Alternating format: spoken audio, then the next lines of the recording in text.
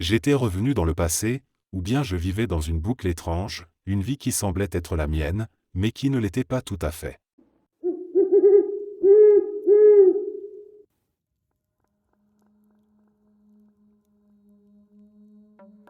Un jour, je faisais la queue à Aldi, attendant mon tour pour passer à la caisse. Juste à ma gauche, il y avait une haute pile de chaises empilées les unes sur les autres.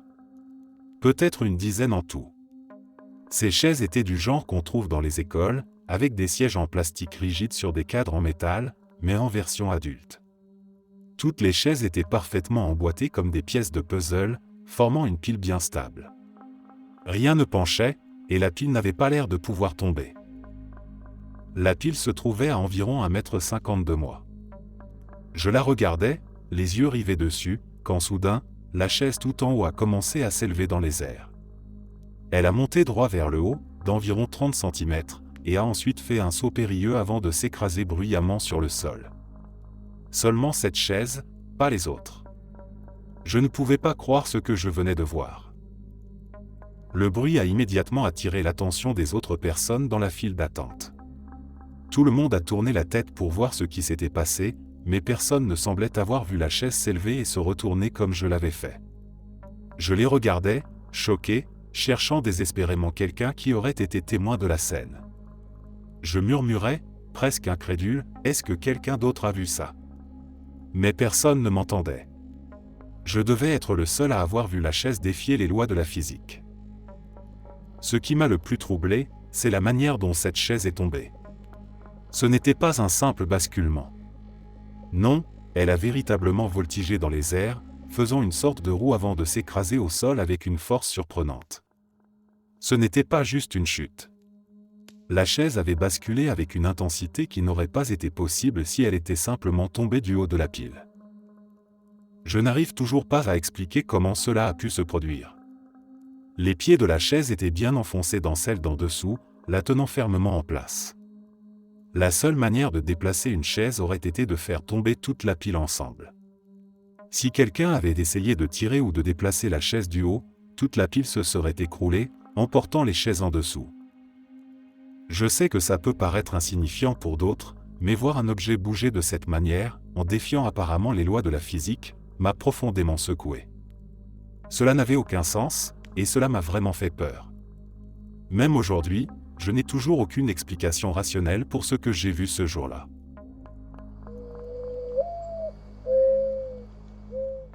Je vis chez mes parents, et il m'arrive souvent d'avoir la maison pour moi tout seul parce que nos emplois du temps sont complètement décalés. Aujourd'hui, j'ai été seul à la maison toute la journée, et il est maintenant 19h30 sans aucun signe de vie de qui que ce soit. Je sors pour fumer dans ma voiture, et il faut savoir que, par réflexe, il m'arrive souvent de verrouiller la poignée de la porte en sortant par simple mémoire musculaire. Cependant, j'apporte toujours mes clés avec moi. Au bout d'environ 30 minutes, je me lève pour retourner à l'intérieur, et je réalise que la porte est verrouillée. Bon, ce n'est pas inhabituel pour moi de me retrouver accidentellement enfermé dehors. Mais là, je me rends compte que le verrou de sécurité, le second verrou qui ne peut être actionné que de l'intérieur, est également fermé. Il est impossible de verrouiller le verrou de sécurité en sortant de la maison sans utiliser la clé de manière intentionnelle. Quelqu'un doit obligatoirement être à l'intérieur pour l'activer manuellement. Pourtant, personne n'est rentré pendant que j'étais dehors, et la porte arrière est aussi verrouillée. Autant vous dire que je suis complètement flippé. En ce moment même, je tape ce message avec une batte de baseball posée sur mes genoux, toutes les lumières de la maison allumées. Le seul truc qui me rassure, c'est que mes chats semblent parfaitement calmes. L'un d'eux, qui est très peureux et se cache au moindre bruit de pas inconnu, n'a montré aucun signe de nervosité. Alors voilà, si quelqu'un a une explication rationnelle pour ce qui vient de se passer, je suis tout oui. Ce serait super de calmer mon imagination un peu trop fertile, parce que là, j'ai l'impression de vivre dans un épisode de Paranormal Activity.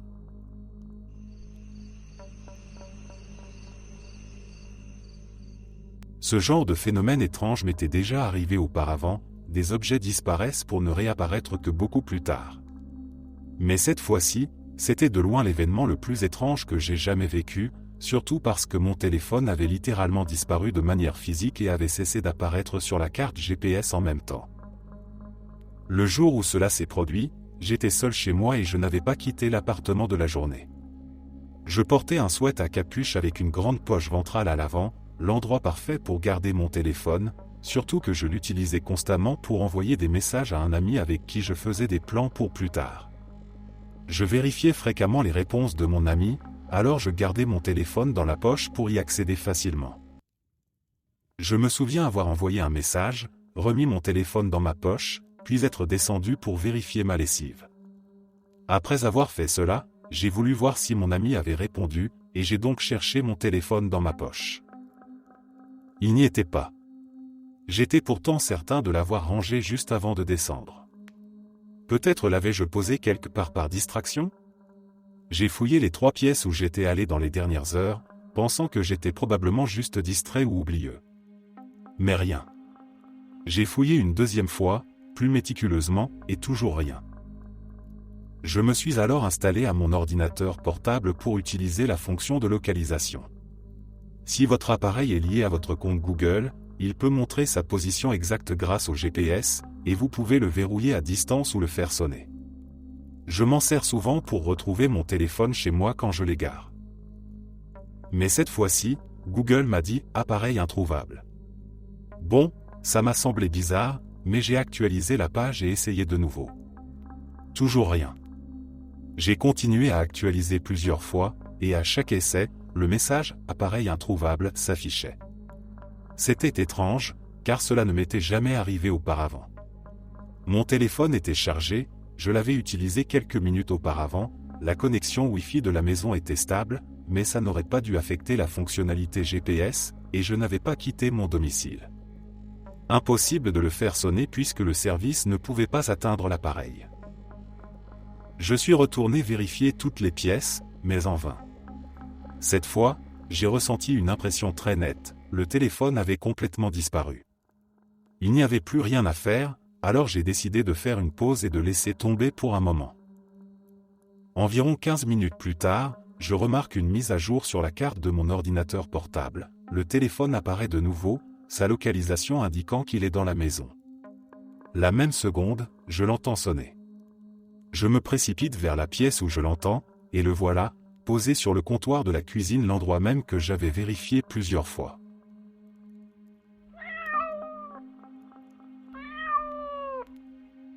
Pour un peu de contexte, ma chatte dort toujours avec moi chaque nuit, et je dors toujours avec ma porte de chambre fermée. Quand elle veut venir au lit et que je suis déjà dans ma chambre, elle miaule devant la porte pour que je vienne l'ouvrir et la laisse entrer. Son miaulement est très distinct et reconnaissable, il est aigu et ressemble à celui d'un chaton, ce qui la rend encore plus adorable. Je n'ai pas d'autre chat, ni dans la maison, ni autour. Il y a seulement quelques minutes, j'étais allongé dans mon lit, en train de faire défiler des trucs sur mon téléphone avant de m'endormir. J'ai entendu très clairement le miaulement de ma chatte de l'autre côté de la porte. Naturellement, je me suis préparé à aller lui ouvrir, puis j'ai réalisé qu'elle était déjà dans la pièce, endormie sur mes jambes. Je serais passé outre en me disant que j'avais peut-être rêvé le son, mais ma chatte avait également réagi. Elle s'était redressée, complètement éveillée, et regardait la porte d'un air attentif, les oreilles bien dressées, comme si elle avait entendu le miaulement elle aussi. C'était définitivement son miaulement, et je n'avais aucun doute sur ce que j'avais entendu. Je me suis levé et j'ai ouvert la porte pour vérifier, mais il n'y avait rien, absolument rien de l'autre côté. Ce n'était pas un bruit venant de mon téléphone, je ne regardais aucune vidéo, et le son provenait clairement de l'extérieur de ma chambre, tout près de la porte. Je suis seul à la maison, donc ce n'était pas quelqu'un qui jouait une mauvaise blague. Et il n'y a rien dans les environs qui pourrait imiter le miaulement exact de ma chatte, et encore moins le reproduire juste à l'extérieur de ma porte. Je reste perplexe et un peu déconcerté par ce qui vient de se passer. C'était comme si une copie fantomatique de ma chatte essayait de m'alerter, ou comme si la réalité avait brièvement glissé, laissant échapper un écho étrange de son miaulement.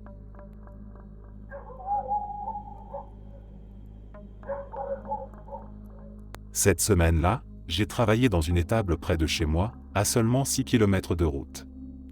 Je conduis un Kymco, donc c'est un engin assez lent. Ce jour-là, j'avais mon service du soir, ce qui fait que j'ai terminé mon travail assez tard, vers 21h30. J'avais promis de passer chez un ami qui habitait près de l'étable, et tout s'est déroulé normalement jusqu'à ce que je quitte sa maison à 22h. Quand je suis parti, il faisait déjà nuit noire, et ma visibilité était très réduite. Mais je connais cette route par cœur, je l'ai parcourue des dizaines de fois.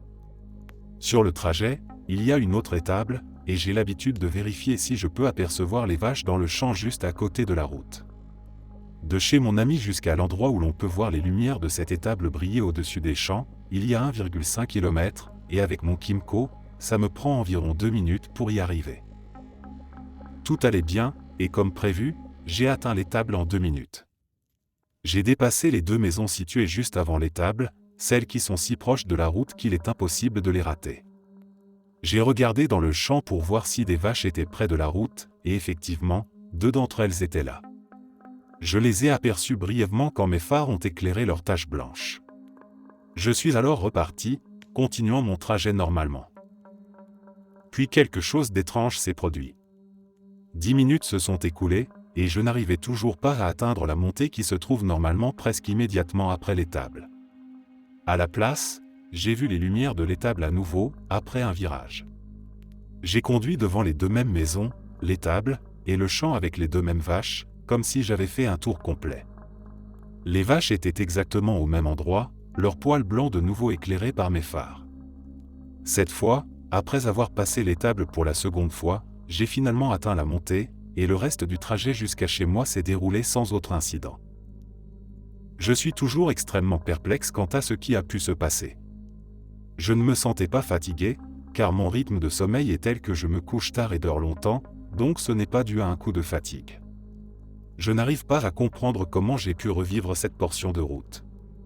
Peut-être que j'ai traversé une sorte de boucle temporelle ou un phénomène inexpliqué. Ça reste un mystère total, et je n'arrive pas à m'empêcher d'y penser.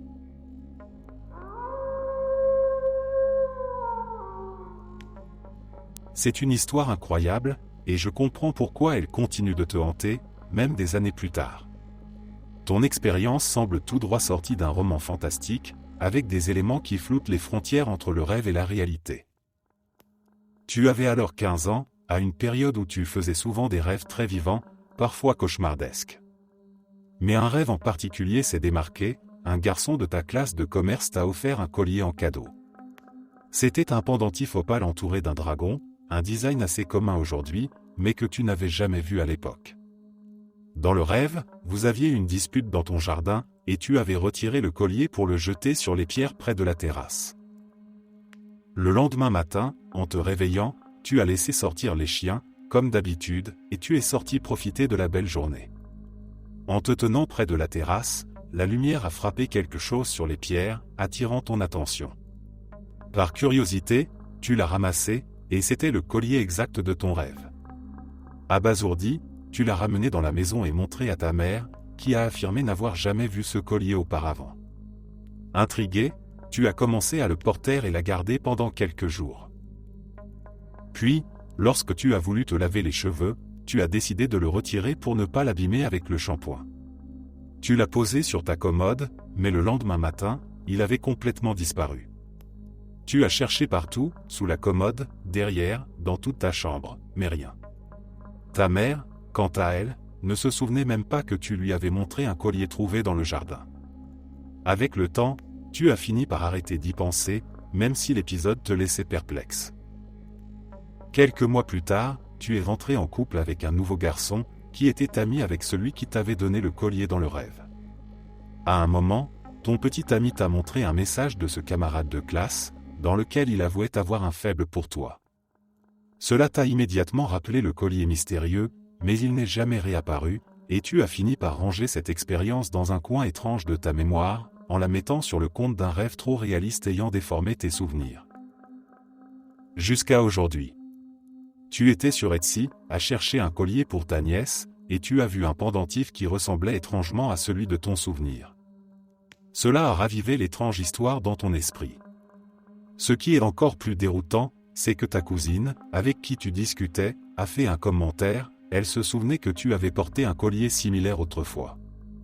Elle a mentionné qu'elle s'était toujours demandé pourquoi tu avais arrêté de le porter, pensant que tu t'en étais simplement lassé. Pourtant, tu n'avais jamais partagé cette histoire avec elle. Cela donne une dimension encore plus mystérieuse à ton expérience. Si ta cousine se rappelle avoir vu le collier, cela suggère que ce n'était pas seulement une hallucination ou un souvenir confus. Cela renforce l'idée que le collier a bien existé, même s'il a mystérieusement disparu sans laisser de traces. Alors, qu'est-ce qui s'est passé réellement? Un phénomène inexpliqué, un saut entre le rêve et la réalité, ou un objet glitch qui ne faisait que transiter dans notre dimension. Quoi qu'il en soit, cette histoire continue de défier toute logique rationnelle.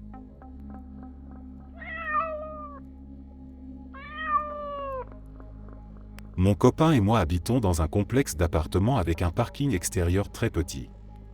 Il doit y avoir en tout 9 places de stationnement, et je gare ma voiture en face d'un couple qui, même si on ne se parle pas vraiment, semble très sympathique. Je les vois souvent partir et revenir parce que nos horaires coïncident, et ils partagent une seule voiture. Je ne les ai jamais vus dans des véhicules séparés ou avec une autre voiture garée sur le parking. Leur voiture est une Kia assez récente. Quand nous avons emménagé en février, leur voiture était rouge. Puis, environ un mois plus tard, un jour, j'ai remarqué que la voiture était devenue argentée. Mon copain et moi l'avons tout de suite remarqué, et on s'est dit qu'ils avaient probablement échangé leur voiture pour une de la même marque mais d'une couleur différente, car c'était le même modèle, juste argenté au lieu de rouge. Et maintenant, avance rapide jusqu'à aujourd'hui, la voiture est devenue bleue. La même Kia, mais cette fois-ci bleue. J'ai remarqué ça dans le parking et j'ai attendu que mon copain rentre du travail pour voir s'il disait quelque chose. Bien sûr, il a immédiatement remarqué aussi, et on a éclaté de rire en se demandant, est-ce qu'il change vraiment de voiture aussi souvent? Ou est-ce que c'est nous qui perdons la tête? C'est super bizarre.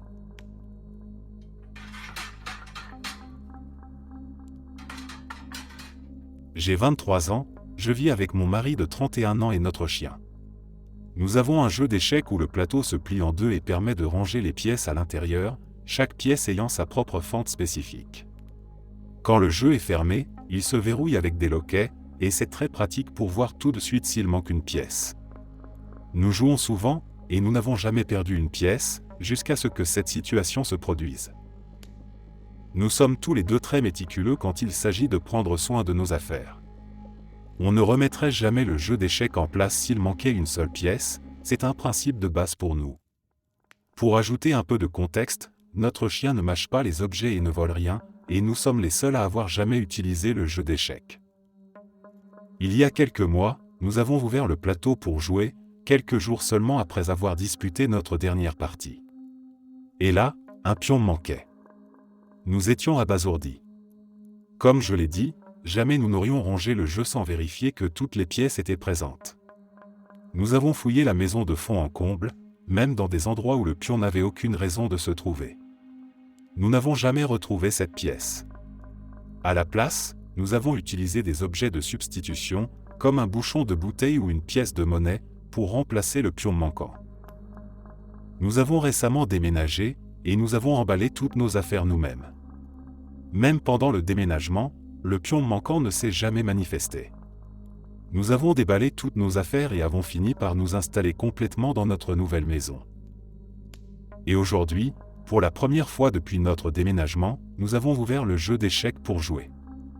Le plateau était resté fermé et verrouillé, emballé soigneusement dans une boîte durant tout le déménagement.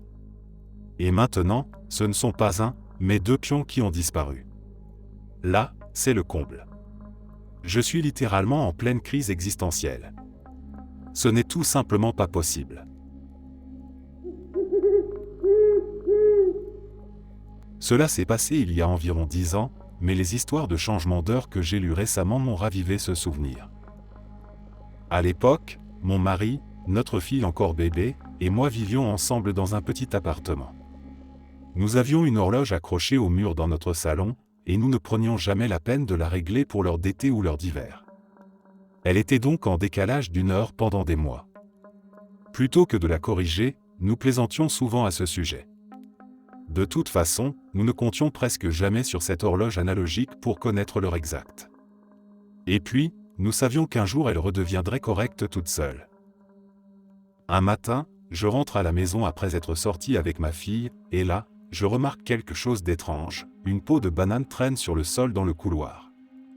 C'était extrêmement bizarre parce que nous n'avions pas de bananes chez nous. En fait, nous n'en achetions jamais. J'étais vraiment troublé. J'envoie un texto à mon mari pour lui demander s'il était peut-être passé à la maison pendant son service et s'il avait par hasard laissé tomber cette peau de banane. Il m'a répondu que non, absolument pas.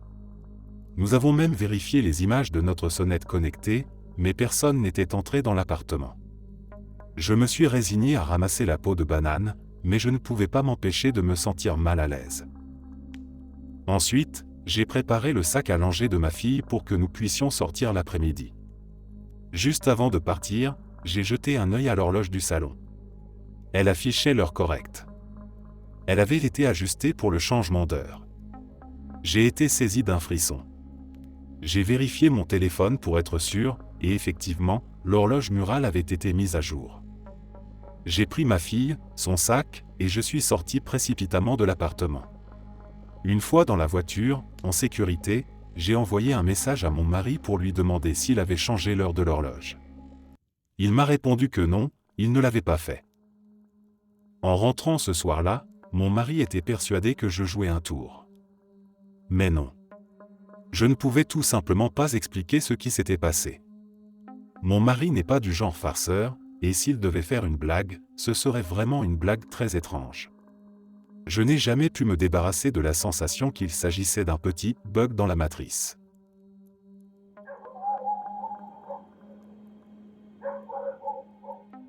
J'adore chiner des meubles d'occasion et les restaurer pour les utiliser chez moi. J'ai un atelier de bricolage dans mon sous-sol, rempli de projets en cours. Il y a quelque temps, j'ai nettoyé une commode haute et étroite en bois massif des années 1940, que je prévoyais d'installer dans mon atelier artistique. Mon idée était de la doter de roues pivotantes pour la rendre plus mobile, mais je n'avais pas de jeu de roues de rechange à ce moment-là. Je l'ai donc mise en place dans mon studio, j'ai rempli les tiroirs, en me disant que j'ajouterais les roues plus tard. J'habite dans l'ouest de la Caroline du Nord, là où l'ouragan Hélène a frappé le plus fort. J'ai eu beaucoup de chance de conserver ma maison, mais mon atelier a été complètement inondé, avec presque 1,20 mètres d'eau.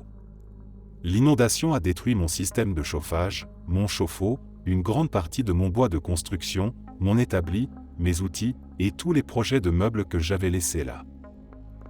Mon établi détruit avait des roues pivotantes, alors une fois que j'ai réussi à tout sortir dehors pour le nettoyer, j'ai démonté les roues.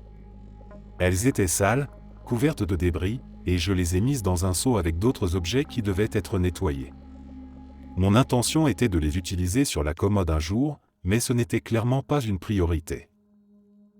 Il y a quelques jours, je suis entré dans mon studio pour chercher quelque chose, et en passant près de la commode restaurée, j'ai eu un choc. J'ai laissé tomber ce que je tenais en voyant que la commode était maintenant équipée de 4 roues pivotantes couleur bordeaux. J'étais stupéfaite. Je ne savais même pas qu'on pouvait acheter des roues de cette couleur. Je n'avais jamais acheté de roues bordeaux, et je vis seul. Personne d'autre n'a accès à mon atelier ou à mon studio, et je n'avais parlé à personne de mon besoin de roues pour cette pièce. Et pourtant, elles étaient là, fixées parfaitement sur la base de la commode, comme si elles avaient toujours été là.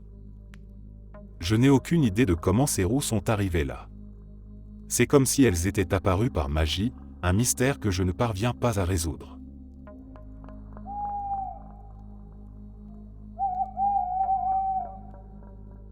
Mon mari tenait la télécommande de la chaîne stéréo dans sa main, et puis, plus rien. Il l'avait littéralement dans la main, et elle a disparu sous nos yeux. C'est une télécommande en métal assez grande, pas facile à égarer.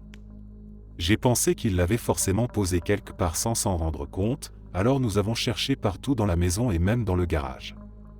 Nous avons fouillé chaque étagère, chaque coin, et vérifié sous tous les meubles. On a même passé le canapé au peigne fin, on a soulevé et secoué tous les coussins et les oreillers. C'est un canapé en cuir avec 3 coussins carrés qui peuvent être enlevés. Pendant que nous inspectons le canapé pour la 1e fois, je plaisante en disant qu'il est grand temps de passer l'aspirateur. À un moment donné, on s'est même retrouvé à vérifier dans des endroits absurdes comme le frigo et la machine à laver. Finalement, épuisés et perplexes, nous avons abandonné et sommes allés nous coucher. Le lendemain matin, nous avons bu notre café ensemble sur ce même canapé, comme d'habitude. Nous étions assis exactement là où nous avions cherché la télécommande la veille. Mon mari est parti travailler avant moi, et je l'ai suivi peu après. Et là, en rentrant à la maison après le travail, la télécommande était posée sur le canapé. Nous nous souvenons parfaitement d'avoir fouillé le canapé de fond en comble plusieurs fois. Je me souviens de ma remarque sur l'aspirateur, et nous étions tous les deux en train de fixer ce canapé, cherchant à comprendre ce qui se passait. Et pourtant, le matin même, nous étions assis dans ce même endroit sans rien voir d'inhabituel. C'est une petite chose, je sais, mais nous avons vraiment eu l'impression de devenir fous. Personne d'autre n'a les clés de la maison, et il n'y a aucune fuite de monoxyde de carbone pour expliquer une hallucination collective. C'était comme si la télécommande avait cessé d'exister pendant 24 heures entières avant de réapparaître exactement là où elle aurait dû être.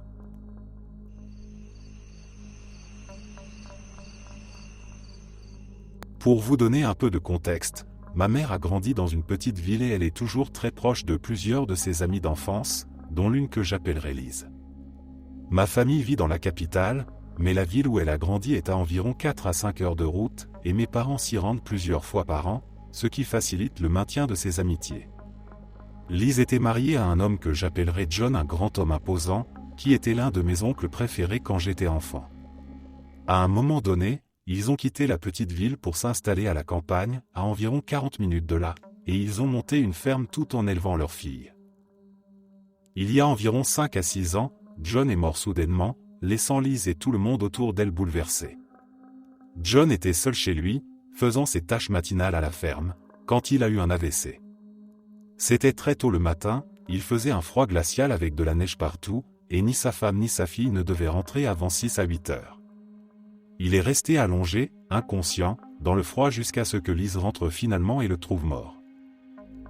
Je me souviens très clairement de ce qui s'est passé ensuite, j'étais à la maison, aidant ma mère à préparer le dîner, quand Lise a appelé pour lui annoncer la mort de son mari.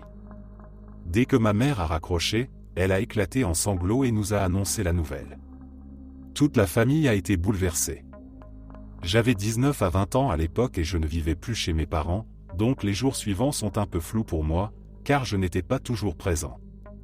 Je ne suis pas allé à l'enterrement, mais ce n'était pas forcément étrange pour ma famille, car nous avons des habitudes un peu particulières en matière de funérailles. Mes frères et sœurs et moi n'avons même pas assisté aux funérailles de l'un des frères de mon père l'année dernière. C'était probablement une cérémonie de plusieurs jours, et je n'aurais pas pu obtenir assez de jours de congé pour y aller. Je me souviens vaguement de mes parents qui ont fait le voyage et de ma mère qui se souciait de la tenue qu'elle porterait. Au fil des années, la mort de John a été évoquée à plusieurs reprises. Lise, seule ou avec sa fille, est souvent venue nous rendre visite dans la capitale. Elle dormait dans notre chambre d'amis, comme d'habitude. Chaque fois que je pensais à John, sa mort me semblait absolument incontestable, et je me rappelais à quel point cela avait dû être dur pour Lise et sa famille. L'été dernier, je vivais à nouveau chez mes parents pendant quelques mois. Un jour, ma mère m'a envoyé un message: « Lise est en route et ils vont dormir chez nous, je ne serai peut-être pas là avant leur arrivée, alors peux-tu préparer la chambre d'amis ?» J'ai répondu: « Oui, bien sûr, et j'ai préparé la pièce. » Comme je pensais que Lise viendrait avec sa fille, j'ai mis un matelas supplémentaire à côté du lit, avec une couette et des serviettes pour 2 personnes, comme d'habitude. Ma mère est rentrée, et je suis parti faire quelques courses pour un barbecue qu'elle voulait organiser pour leur visite. En revenant, j'ai vu la voiture de Lise dans l'allée. En entrant, j'ai crié « Salut Lise !» Salut, tout en posant mes sacs et en retirant mes chaussures. Mais là, j'entends une voix, moqueuse et familière. « Oh, alors je n'ai même pas droit à un bonjour ?» Je suis resté figé, ne reconnaissant pas immédiatement la voix. J'avance un peu et vois un homme, les bras ouverts pour me faire un câlin. Tina me saute dans les bras, Lise sort de la salle de bain, et je reste là, complètement perdu. Cet homme, c'était John. Tout de suite, je me suis dit, non, c'est impossible, John est mort. Puis j'ai rationalisé, ce doit être un membre de la famille, quelqu'un qui ressemble à John.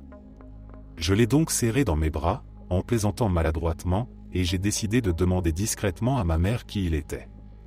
Lise s'est assise avec ma mère, et j'ai fait signe à cette dernière de venir m'aider à sortir les bouteilles d'alcool de la voiture. Une fois dehors, je lui ai chuchoté « C'est qui cet homme dans la cuisine ?» Elle m'a regardé comme si j'étais fou et a répondu « Mais c'est John. Il a juste perdu un peu de poids. » Mon cœur s'est arrêté. Je lui ai dit « John est mort, maman. » Elle a éclaté de rire et m'a demandé ce que je racontais. Je lui ai expliqué tout ce dont je me souvenais, la mort de John, la conversation téléphonique, les discussions sur les funérailles, les années de deuil. Ma mère, visiblement perplexe, m'a expliqué ce qui s'était vraiment passé. John avait bien eu un AVC et s'était effondré dehors, mais Lise avait oublié quelque chose ce matin-là et était rentrée juste à temps pour le trouver, appeler les secours et l'aider à se diriger vers l'ambulance. Cela avait sauvé sa vie. Et depuis, John avait visité notre maison plusieurs fois. Nous avons fini par en rire, pensant que c'était un énorme malentendu. Mais, même aujourd'hui, le souvenir de la mort de John me paraît incroyablement réel. Était-ce un bug dans la matrice? Un saut entre des réalités parallèles? Une illusion de ma mémoire? Je ne le saurai jamais vraiment, mais ça continue de me troubler profondément.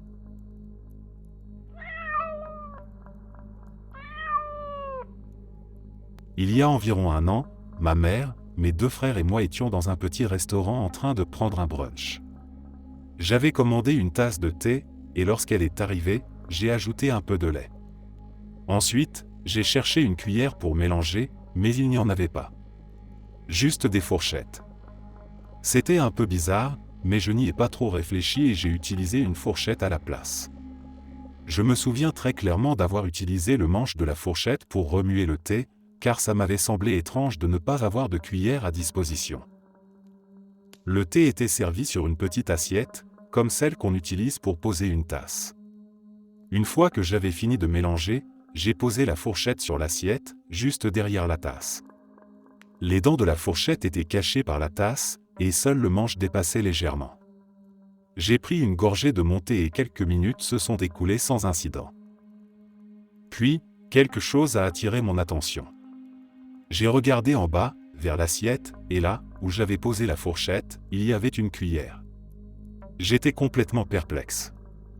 Au début, c'était comme ce moment où vous réalisez que vous avez fait quelque chose de stupide et vous devez vous arrêter pour réfléchir. Mais là, il n'y avait aucune explication. J'étais absolument certain d'avoir utilisé une fourchette pour remuer mon thé, et je me rappelais même m'être dit que c'était étrange qu'il n'y ait pas de cuillère. J'étais assis au même endroit tout le temps, et je l'aurais sûrement remarqué si quelqu'un s'était approché pour échanger discrètement l'ustensile. Je suis resté là, en silence, à fixer la cuillère, complètement désorienté. C'était comme si la réalité avait corrigé quelque chose, comme si j'étais censé avoir utilisé une cuillère pour remuer mon thé parce que c'est ce qu'on est supposé utiliser et que l'univers avait décidé de remettre les choses en ordre. J'ai fini par en parler à tout le monde autour de moi, mais personne n'avait vu la fourchette se transformer ou disparaître. Depuis cet événement, j'ai vécu d'autres situations similaires, des petits incidents où les choses changent ou se corrigent mystérieusement. Mais ce moment précis, avec la fourchette devenue cuillère, reste l'un des plus marquants, et je n'arrive toujours pas à trouver une explication logique.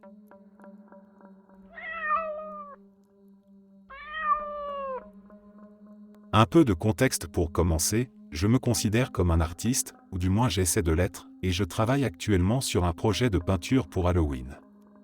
Je peins les fenêtres qui se trouvent à côté de la porte d'entrée de la maison d'une amie pour lui donner un peu plus d'intimité quand quelqu'un se trouve devant sa porte. C'est mon 3e jour sur ce projet, et je suis presque prêt à le terminer. Bon, voilà ce qui s'est passé. Pour commencer, je suis en pleine possession de mes moyens. Il est 10h32 au moment où j'écris ces lignes, et l'événement s'est produit il y a environ 5 minutes. Je n'ai pris qu'un petit déjeuner léger et une seule tasse de café. Je précise tout ça pour donner une idée de mon état de lucidité et de ma conscience de ce qui m'entoure. Je suis donc chez mon ami, en train de peaufiner ma peinture. Je trempe mon pinceau dans la peinture et m'apprête à l'appliquer sur la vitre. Le pinceau est chargé d'une grosse quantité de peinture, et au moment où il touche la fenêtre, une goutte de peinture bleu marine de la taille d'un pois chiche se détache. Tout se passe comme au ralenti, et j'ai même le temps de me dire « Oh, mince, je vais devoir nettoyer ça ». Je regarde immédiatement le sol en béton pour voir où la peinture a atterri, mais il n'y a rien. Pas la moindre trace de peinture. Je commence à inspecter tout autour, le sol, la vitre, ma propre tenue, le cadre de la fenêtre, ma chaise. J'examine méticuleusement toutes les surfaces possibles et même improbables où la goutte aurait pu se poser. Mais rien, absolument rien. Elle semble s'être évaporée dans l'air. Après une recherche approfondie et infructueuse, je me suis simplement dit, eh bien, c'est original, et je me suis précipité ici pour partager cette petite histoire étrange. J'ai hâte de savoir ce que vous en pensez.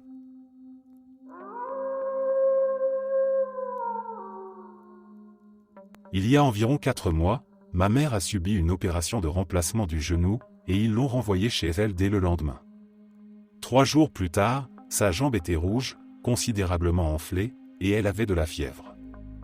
Nous avons donc décidé de retourner à l'hôpital pour vérifier si tout allait bien. Il devait être autour de 22 heures, et il faisait déjà nuit. Je conduisais, ma mère était assise sur le siège passager, et ma fille de 12 ans était à l'arrière, assise au milieu. Nous vivons dans une région très rurale, et après avoir parcouru environ 16 km, nous n'avions encore croisé aucune voiture, c'est vous dire à quel point c'est isolé. Il y a une portion de l'autoroute où la route serpente avec plusieurs virages serrés qui ont une limite de vitesse réduite à 30 km/h, indiquée par des panneaux métalliques jaunes, sans feu clignotant ni avertissement supplémentaire. D'un côté de la route, il y a un ruisseau, et de l'autre, une falaise abrupte, sans bas-côté ni allée de maison. À part sur la route elle-même, il n'y a nulle part où une autre voiture pourrait être. Alors que nous franchissions le premier virage, une lumière bleu vif a soudainement traversé l'habitacle de la voiture.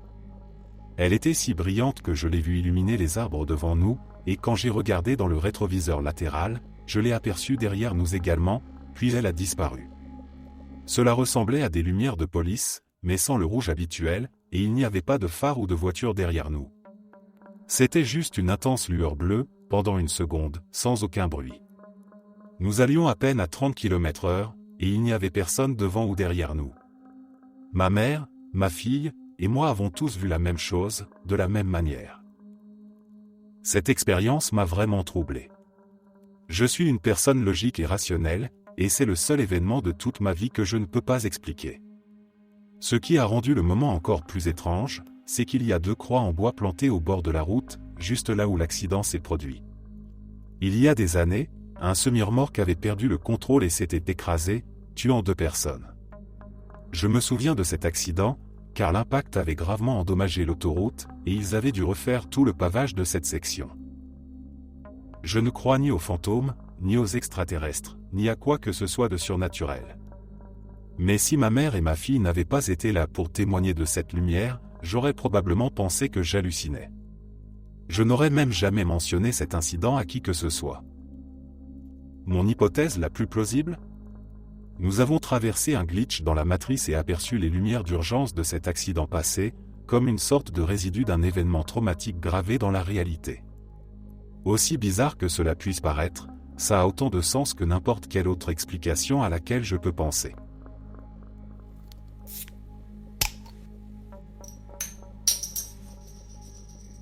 Je vivais dans un appartement près d'un petit magasin de quartier, situé à l'angle d'une rue en périphérie de la ville. Je le connaissais bien, car j'y allais souvent pour acheter des snacks ou des boissons. Quelques mois après avoir déménagé à environ 1 kilomètre de là, j'ai appris que le magasin avait fermé. Mon colocataire me l'avait annoncé, et j'étais déçu, car c'était toujours l'épicerie la plus proche de chez nous. Désormais, il nous fallait marcher un peu plus loin jusqu'à la station-service suivante pour nos provisions de dernière minute. Je me souviens très bien de la fermeture du magasin.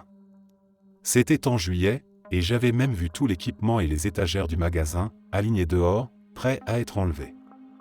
En août, en passant par là de nouveau, j'ai été choqué de voir que le bâtiment avait été réduit en gravats. Tout ce qui restait, c'était des débris, et je pouvais maintenant voir les bâtiments qui se trouvaient auparavant cachés derrière le magasin. J'ai même réfléchi au fait que c'était aussi le plus proche endroit public avec des toilettes, et c'était maintenant parti.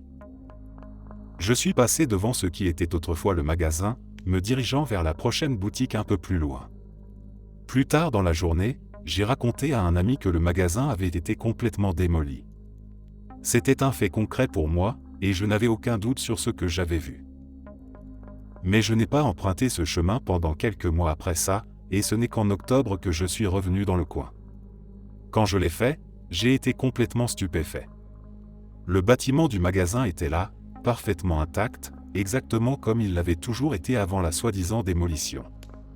Je me suis senti choqué, presque en colère, face à ce changement flagrant, comme si la réalité elle-même s'était jouée de moi. Il n'y avait aucun moyen que j'ai confondu cet endroit avec un autre. Rien d'autre dans cette zone n'avait été démoli ou reconstruit. Le magasin était toujours là, et je ne pouvais pas comprendre ce qui s'était passé. J'ai pensé à demander à mon ami s'il se souvenait que je lui avais raconté que le magasin avait été réduit en débris, mais j'ai choisi de ne pas le faire. Honnêtement, je ne voulais pas connaître la réponse, car cela me rendrait probablement encore plus confus.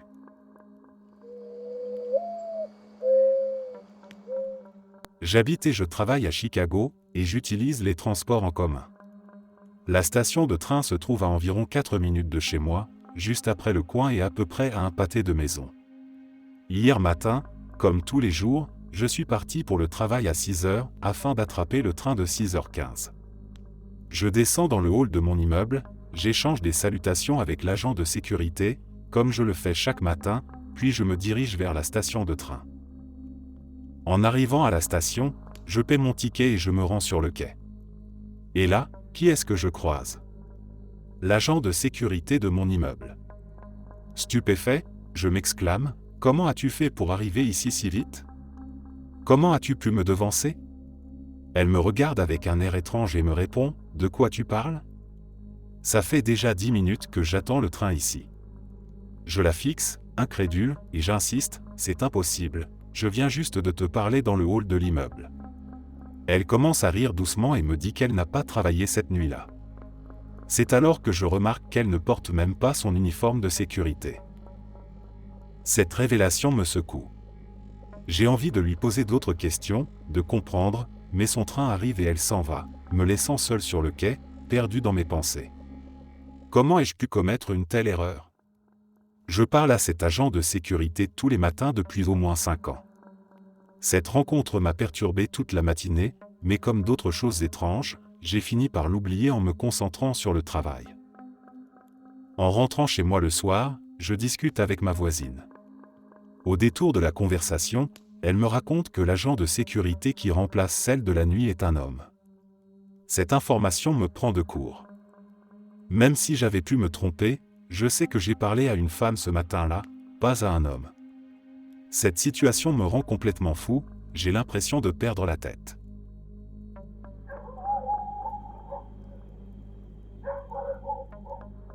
Je me lève tous les matins à 5h30 pour aller travailler, donc j'ai pris l'habitude de préparer plusieurs jours de médicaments dans une petite pochette que je glisse dans mon sac à main.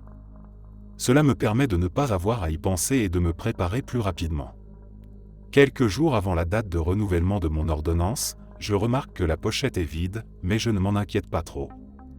J'ai eu plus de migraines ces derniers temps, alors je me dis que j'ai peut-être pris une dose supplémentaire après le travail.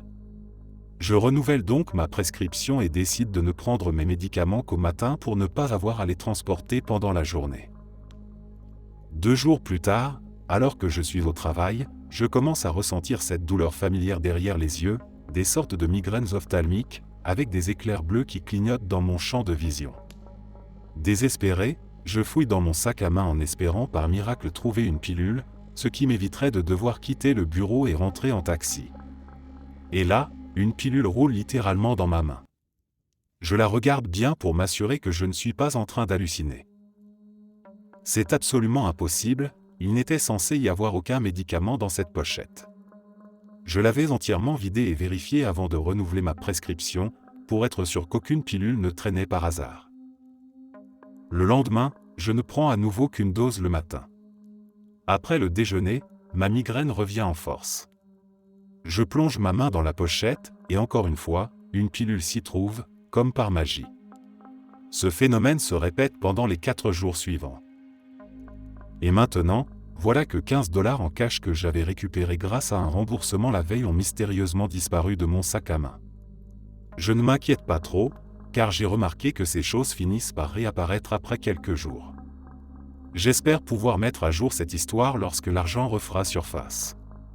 En attendant, je suppose que je vais devoir gronder le lutin ou l'esprit farceur qui s'amuse à prendre mes médicaments contre la migraine et mon argent, juste pour les faire réapparaître plus tard.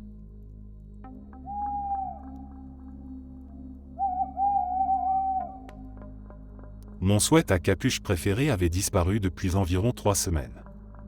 Je vis dans un appartement très bien rangé et organisé, où tout a sa place. Il n'y a jamais de linge qui traîne, et même les chambres des enfants sont impeccables. Rien ne traîne sous les lits, et je fais en sorte que chaque recoin soit propre. J'avais fouillé tout mon appartement, de fond en comble, en cherchant ce fichu sweat. Un ami qui était de passage chez moi m'avait même aidé à chercher, mais rien. Aucun signe de mon sweat à capuche. J'essayais de me rappeler où je l'avais vu pour la dernière fois. Je me souvenais l'avoir sorti de mon casier au travail, mais malgré tous mes efforts pour remonter le fil des événements, je n'arrivais pas à me souvenir clairement de l'avoir ramené chez moi. Pourtant, je rentre directement du travail, à pied, sans m'arrêter nulle part. Le trajet prend à peine 7 minutes. Je prends mes affaires, je sors, et je rentre. Alors, comment le sweat avait-il pu se volatiliser ? Hier matin, je me suis levé, et devine quoi ? Mon sweat à capuche était là, sous mon lit. Pas coincé dans un coin ou caché sous un tas de désordre.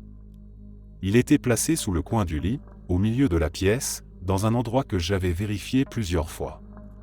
J'ai passé l'aspirateur sous ce lit depuis sa disparition, et mon ami avait aussi regardé sous le lit. Il n'y a tout simplement aucune chance qu'il ait pu y être sans que je le voie. Je me sens complètement fou et déconcerté. Comment est-ce possible ? Je ne trouve aucune explication logique. C'est comme si le sweat à capuche avait disparu dans un vide interdimensionnel pour réapparaître soudainement, comme si de rien n'était.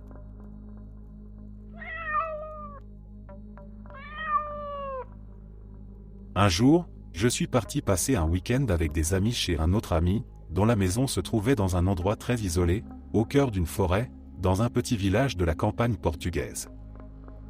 C'était une soirée de retrouvailles entre amis, avec des boissons alcoolisées, mais il n'était encore que le début de la nuit, et personne n'était vraiment saoul.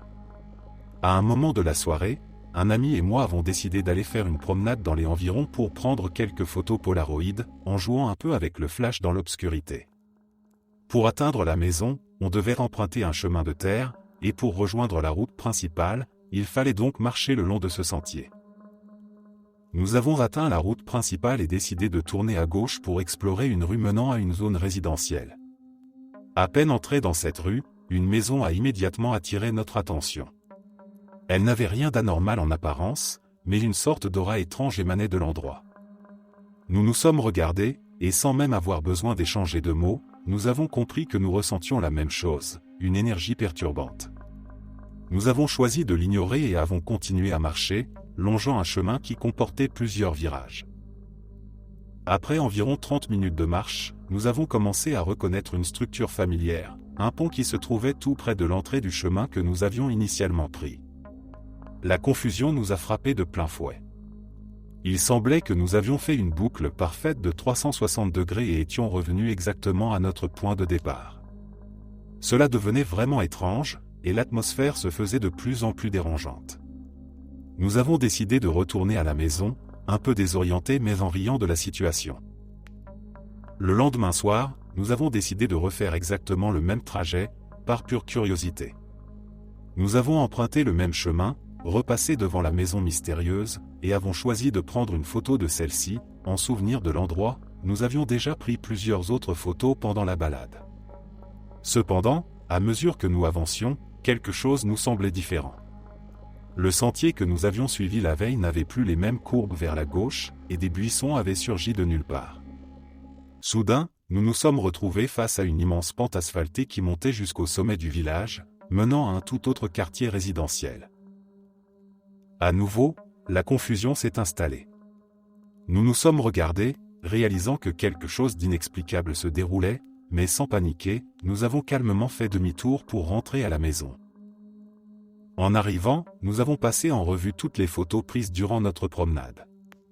À notre grande surprise, la photo de la maison mystérieuse était la seule qui était complètement noire. Il y a probablement une explication technique derrière cela, mais si c'était un simple hasard, il était diablement bien orchestré. Ah! Le plus étrange, pour moi, a été de vivre tout cela à deux. Ce n'était pas une hallucination individuelle, nous étions bel et bien deux à percevoir ces distorsions de la réalité. Et bien sûr, quand nous avons raconté cette histoire aux autres en rentrant, aucun de nous n'a réussi à la décrire de façon claire. Je suis persuadé que nos amis nous ont pris pour des fous en train de perdre la tête.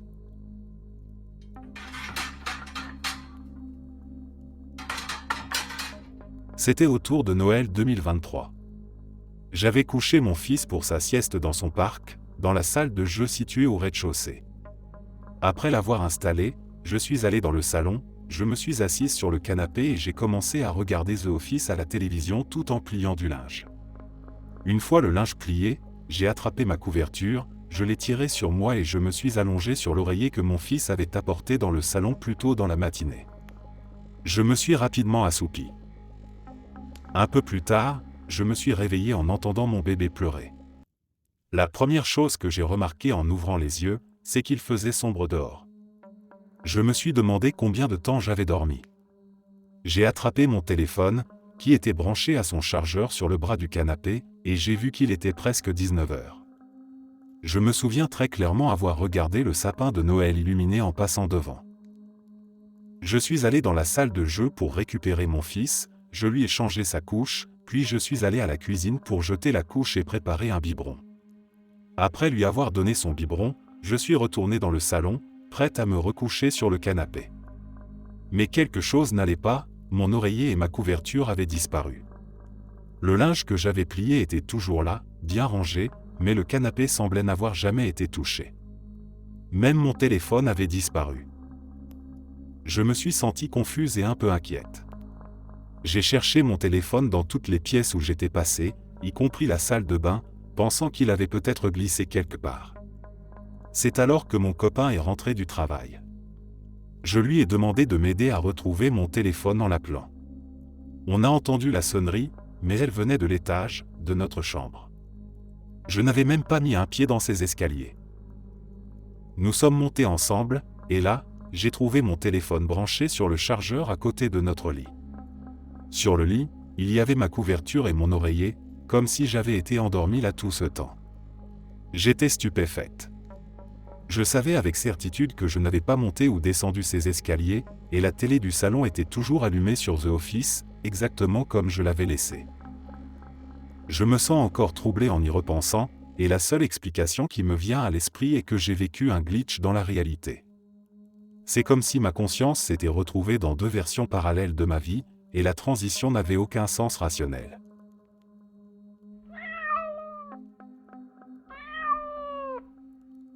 Je n'oublierai jamais cette nuit-là, c'est un souvenir gravé dans mon esprit, l'un des plus surréalistes de ma vie. C'était il y a environ 10 ans. Un ami et moi traversions les vastes étendues désertiques de la Saskatchewan, en route de Winnipeg à Vancouver. Il devait être autour de 23h30, peut-être minuit, et l'obscurité était totale. Les étoiles avaient du mal à percer le ciel, et nos phares semblaient se dissoudre dans les ténèbres devant nous. Tout se déroulait comme un trajet de nuit ordinaire, avec le ronronnement constant de la route et des kilomètres de champs de chaque côté.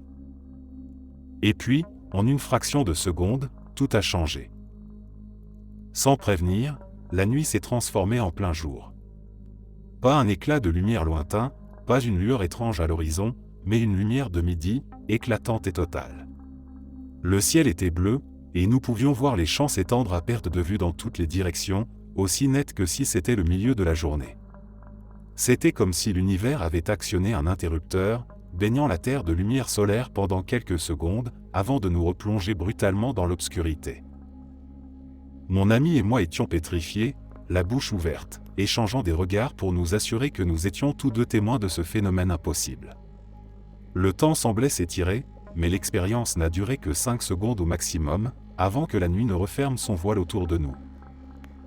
Dans les jours qui ont suivi, nous avons fouillé tous les recoins de l'Internet, cherchant désespérément une explication, un énorme flash d'explosion, un phénomène atmosphérique inconnu, n'importe quoi. Mais il n'y avait rien. Aucun rapport, aucune théorie, aucun indice. Rien qui ne rende justice à ce que nous avions vu. À ce jour, mon ami et moi en parlons encore, nous demandant ce que nous avons pu voir cette nuit-là. Cela reste l'un des mystères les plus troublants et inexplicables de ma vie, comme un souvenir oublié d'un rêve, trop étrange pour que quiconque puisse y croire.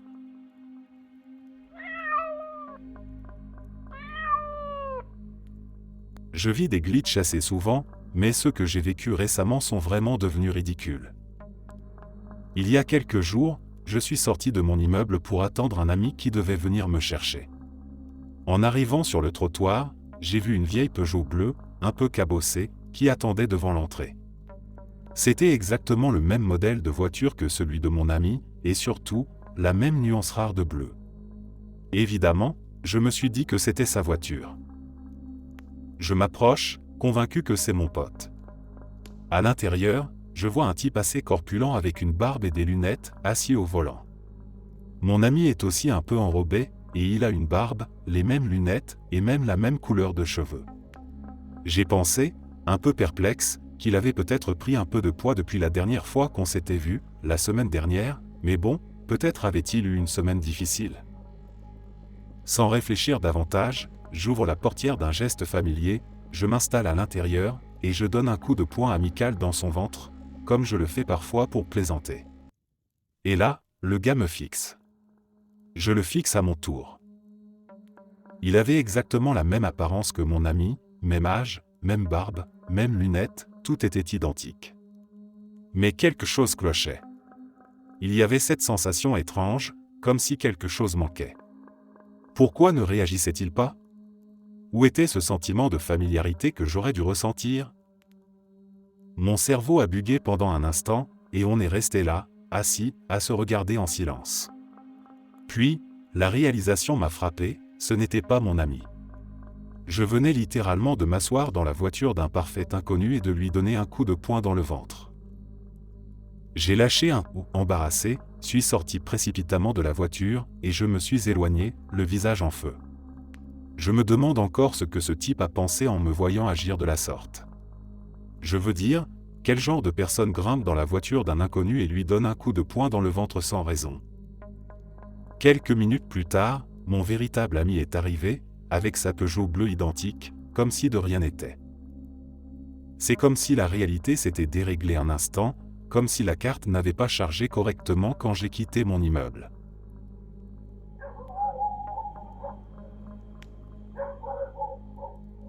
D'accord, laissez-moi vous expliquer pourquoi cette situation est complètement absurde. L'une des amies de ma fille habite dans un parc de mobil-homes au nord de la ville. C'est la maison de son père, où je suis allé quelques fois l'année dernière, peut-être 4 ou 5 fois en tout, même si je connais bien mieux la maison de sa mère. Pour que tout reste un peu plus discret, je vais légèrement changer les noms des rues afin de ne pas donner de véritables indications vers chez lui. Bref, j'allais récupérer ma fille après une soirée pyjama. Pour vous situer, il faut suivre Angus Avenue vers le nord, passer les grandes grilles d'entrée, et continuer tout droit à travers le parc. La rue de son père, Lovett, est le troisième carrefour que l'on croise, et c'est celui qui n'a pas de panneau de signalisation. Un détail que j'apprécie vraiment dans ce parc, c'est que chaque mobile-home affiche non seulement le numéro de la maison, mais aussi le nom de la rue, du genre 23 Lovett Place. Impossible de se tromper de rue, en théorie. Je suis donc sur Angus Avenue, je passe les grilles et continue vers le nord. Je traverse la première rue, puis la seconde, qui s'appelle Imperial. Ce nom me fait toujours penser aux Stormtroopers de Star Wars. J'arrive au troisième croisement, celui qui n'a pas de panneau, et je tourne à gauche, vers l'ouest.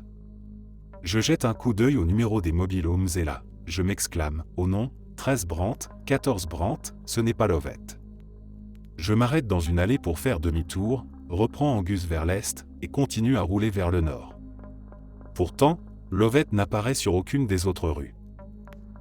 Je continue à tourner dans le parc, prenant des directions qui me mènent plus loin à l'ouest, puis redescendant vers le sud jusqu'à ce que, finalement, je tombe sur l'extrémité ouest de Lovett. Le mobil-home est bien là, à l'endroit où il est censé être. Je récupère ma fille, et nous repartons en prenant Lovette vers l'est, jusqu'à Angus. Et là, surprise, Lovette est bien la 3e rue, celle qui n'a pas de panneau.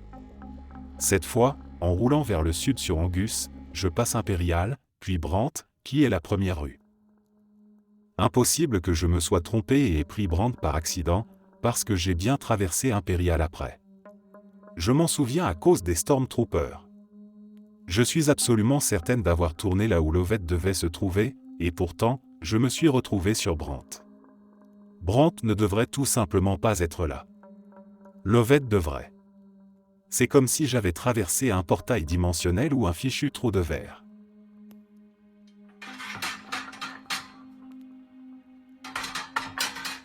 Je vais te raconter cette histoire étrange et terrifiante, celle qui me hante encore et que je n'ai jamais osé partager avec qui que ce soit, de peur de passer pour un fou. C'était un été en Espagne, sur l'une de ces plages magnifiques qui vous font croire que vous avez trouvé le paradis. Je revenais chaque année, attiré par l'eau turquoise, le sable doré et l'atmosphère paisible qui s'en dégageait. C'était mon sanctuaire, mon refuge contre le stress de la vie quotidienne, un endroit où je pouvais enfin respirer et laisser mes soucis se dissoudre dans le bruit des vagues. Ce jour-là, le soleil brillait haut dans le ciel sans un nuage à l'horizon, et l'air était rempli du parfum salé de la mer. J'avais loué une chaise de plage, un peu trop chère, je l'avoue, mais elle offrait un confort parfait, et j'aimais me prélasser en regardant l'eau scintiller sous les rayons du soleil. Des familles jouaient autour de moi, des enfants riaient en construisant des châteaux de sable, et des couples marchaient main dans la main, leurs pas s'enfonçant légèrement dans le sable chaud. C'était une journée idéale, un moment parfait de bonheur tranquille, et je me laissais aller, les yeux mi-clos, bercé par la mélodie des vagues. Tout semblait irréel de perfection, jusqu'au moment où des cris perçants déchirèrent l'air. Je me redressai d'un bond, l'esprit embrouillé, comme arraché de force à un rêve. Ces cris n'avaient rien de normal. Ce n'étaient pas les exclamations joyeuses des enfants jouant à la balle ou à cache-cache dans les vagues. Non, c'était un cri collectif, un hurlement de terreur, qui résonnait avec une intensité qui me glaça le sang. Je tournai la tête, cherchant désespérément l'origine de cette panique. Des hommes et des femmes se levaient précipitamment, leurs visages figés par une expression d'horreur pure, et ils se mirent à courir vers la ville, laissant tout derrière eux, serviettes, sacs de plage, jouets. Je restai un instant pétrifié, incapable de comprendre ce qui se passait. Mon cerveau refusait de croire à ce qu'il voyait. Puis, instinctivement, je me tournai vers la mer. Et là, mon cœur s'arrêta presque de battre. Une vague gigantesque, monstrueuse, se dressait à l'horizon. C'était comme si l'océan lui-même avait décidé de se soulever en une masse colossale d'eau, un mur liquide de 50 mètres de haut, avançant inexorablement vers la plage. L'ampleur de cette vague défiait l'entendement. Elle se précipitait vers nous avec une force et une rapidité qui donnaient l'impression que le monde était sur le point de se briser. La peur qui s'empara de moi était plus profonde que tout ce que j'avais jamais ressenti, une terreur viscérale qui me serra la poitrine comme un étau. C'était un instinct de survie brute, quelque chose d'ancestral qui me poussait à fuir, à courir de toutes mes forces, même si, au fond de moi, je savais que c'était inutile. Je bondis de ma chaise de plage, mes jambes tremblantes d'adrénaline, et je me joignis à la foule en panique. Les gens couraient dans toutes les directions, trébuchant sur le sable, se poussant pour échapper à ce qui semblait être la fin du monde. Le sol semblait vibrer sous mes pieds, et le rugissement de la vague qui approchait était assourdissant, un bruit terrible, comme un grondement de tonnerre multiplié par 1000. Je sentais déjà l'humidité de l'air, la brume salée portée par la vague. Des objets volaient dans tous les sens, emportés par des bourrasques de vent qui annonçaient l'impact imminent. J'avais du mal à respirer, mes poumons brûlaient, et chaque pas que je faisais semblait me rapprocher du bord de l'épuisement. Mais je ne pouvais pas m'arrêter. Je courais pour ma vie, même si je savais que la force de la vague était inéluctable, inarrêtable. Puis, tout arriva en une fraction de seconde. La vague s'écrasa sur la plage avec une violence inimaginable. L'eau me frappa avec une force brutale, me projetant en avant comme une poupée de chiffon. Je sentis mon corps se faire broyer, mes os craquer sous la pression, ma tête heurter quelque chose de dur. La douleur était insupportable, un choc électrique qui irradiait dans tout mon être. J'étais emporté, roulé, fracassé contre des morceaux de bois, des débris, des corps, tout ce qui avait été pris dans cette marée destructrice. Je suffoquais, l'eau s'infiltrant dans mes poumons, et la conscience commença à m'abandonner. Tout devint flou, les bruits s'estompèrent, et une obscurité glacée m'enveloppa. Mais ce n'était pas la fin. Je me réveillai soudain, aspirant une grande goulée d'air, comme un noyé ramené à la vie. J'ouvris les yeux et fus saisi par la chaleur du soleil et le parfum de l'air salé. J'étais de nouveau sur cette même plage, allongé sur ma chaise, comme si rien ne s'était passé. Mais quelque chose n'allait pas. Je me redressai lentement, le cœur battant à tout rompre, et observai autour de moi. Les gens riaient et jouaient, tout était normal, trop normal. Pourtant, une sensation de malaise grandissait en moi. Je me sentais différent, étrangement léger, et je ne comprenais pas pourquoi. Je baissai les yeux sur mes mains et je fus saisi d'effroi. Elles semblaient plus jeunes. Mon corps semblait plus jeune. Paniqué, je cherchai mon reflet dans une flaque d'eau laissée par la marée. Ce que je vis me pétrifia, c'était moi, mais avec 5 ans de moins.